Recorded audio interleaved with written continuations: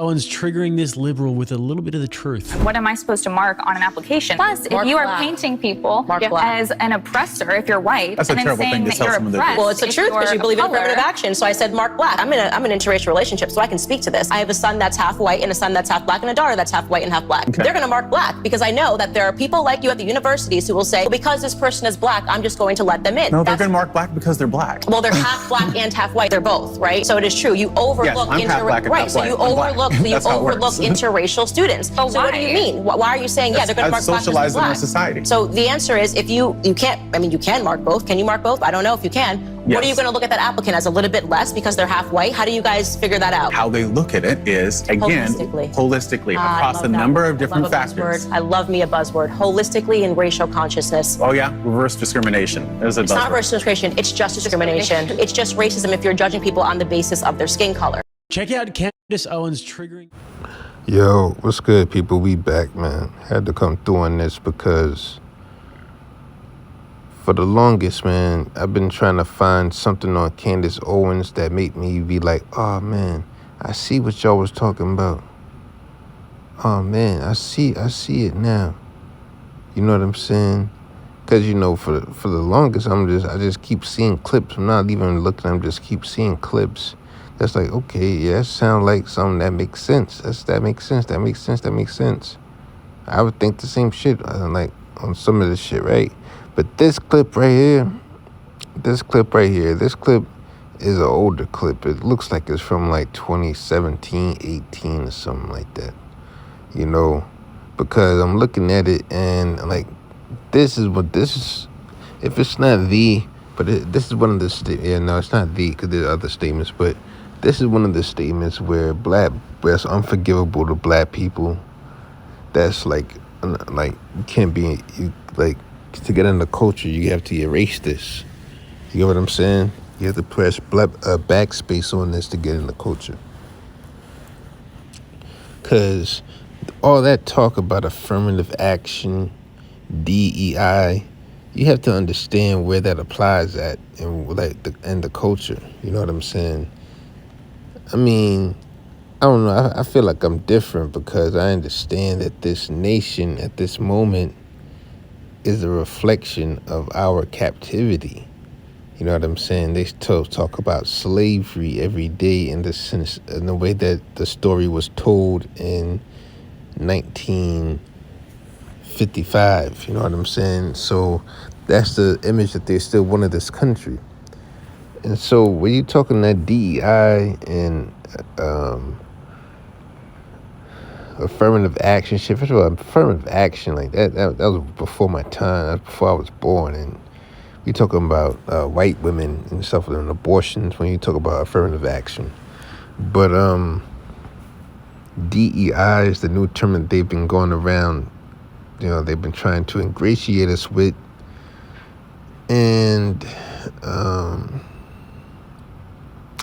you see, what it really becomes, let me tell you, what it really becomes is black people have to defend it because white supremacists have started using that as a way to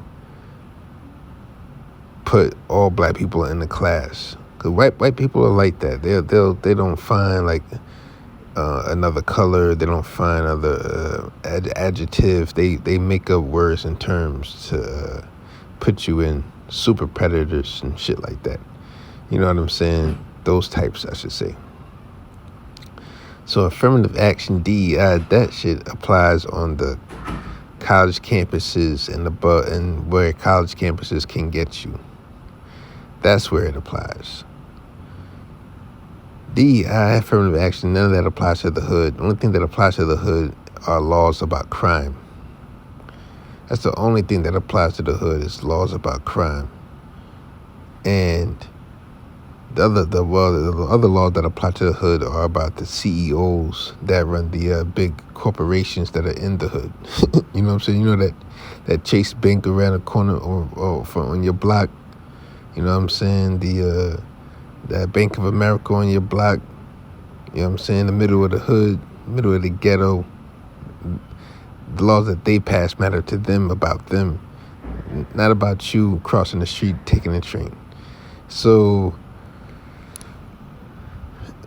let's go back to the one drop rule.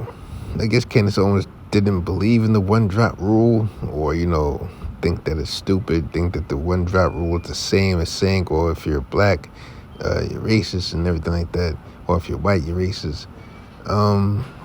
No.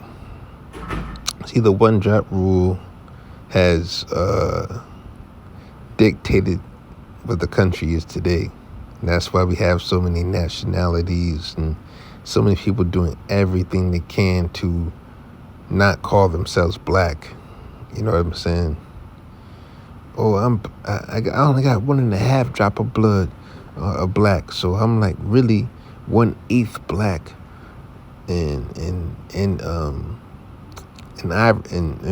Irish. You know what I'm saying? They didn't have a whole lot of white people. You have a whole bunch of white people claiming to have black in them because they have one drop of black blood. One of their aunties splashed a black dude.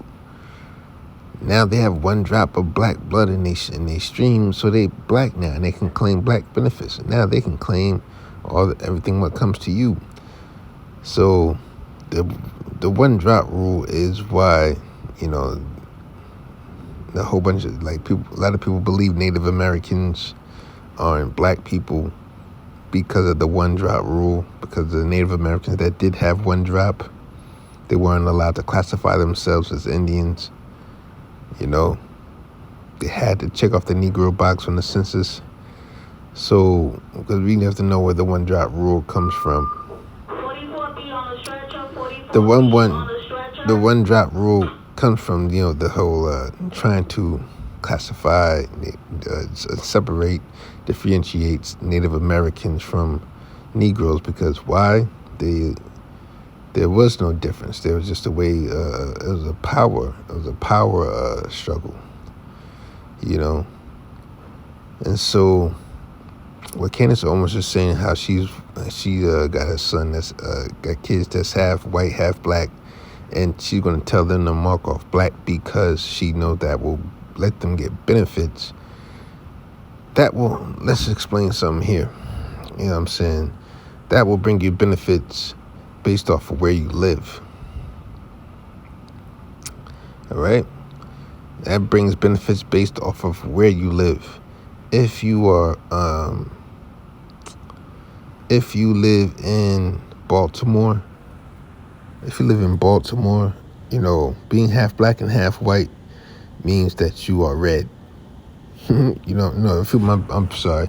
If you're below the Mason-Dixie, I don't even know. If you're below the Mason-Dixie, you're in the hood. You live around all black people. Your school is mostly black. You half black and half white. You are red. You're not getting no special benefits off of no application for saying you black. You know what I'm saying? But if you live on the outskirts in the suburbs and you are the one of only two black kids, one of only two colored kids in the school, and you check off black, yeah, you're gonna get benefits. You know what I'm saying? You're gonna get looked out for. You're gonna get that. They're gonna let you in. It's really not because of you're black. It's because, because you're black, but it's because of you make them feel you are basically helping the system of white supremacy. You are an assistance to the system of white supremacy when you have a half black and half white kid and you send them to a all white school with two black kids and they check off black and you want them to get treated like the other kids that are white. So you think that's the way. You are assisting white supremacy because now white supremacy can now say that they aren't white supremacists and that they actually help black children. Look what we did for the black kids. We just bought them a pair of shoes. We just bought them some gym clothes. Bought them a birthday cake to school. No, that is for the half black, half white kid in your school where there are only two colored kids. You didn't get on I-20 You can get on I-20 and then make that left. You know what I'm saying? Make that left at exit 55 and come to the hood and do anything for anybody black. What you did is it was for yourself. It's for yourself. So when you playing these games with these children, half black, half white, and you think that because they're half black and half white and you move them to an all-white school and have them check, make sure you talking to all the people at the parent-teacher meeting, you know what I'm saying, making them know you and stuff, and you thinking that's the way to get your kid treated like the other kids. Do you think those other white kids gotta go hobnob with the vice principal to ensure that their kids don't get beat up in the bathroom? They don't have to do that, you know. So these type of comments right here are actually the ones that have an impact. They have a negative impact on us. Her comments about George Floyd didn't impact us as a group. It impacted the people that were trying to use the George Floyd issue for something else. That's who it impacted. Because when when you're a black man, the world hates you. When you're a big black man, the world wants to kill you. So it's unfortunate what happened to George Floyd, but it's just that we've seen it so many times. It's like that's why the turn up happened after that, because we've seen it so many times. What you thought we was gonna do? You know what I'm saying? So the whole trying to make it seem like checking off black and checking off white. On the applications for something, like, listen, applications and all that, listen, they pick niggas for that shit. They pick niggas for that. So if you fill in the applications thinking that you just go and get picked and you hope, listen, them decisions are predetermined, beloved. So get into a predetermined situation and they will pick you. But I'm gonna go and get out of here, man. I'm out.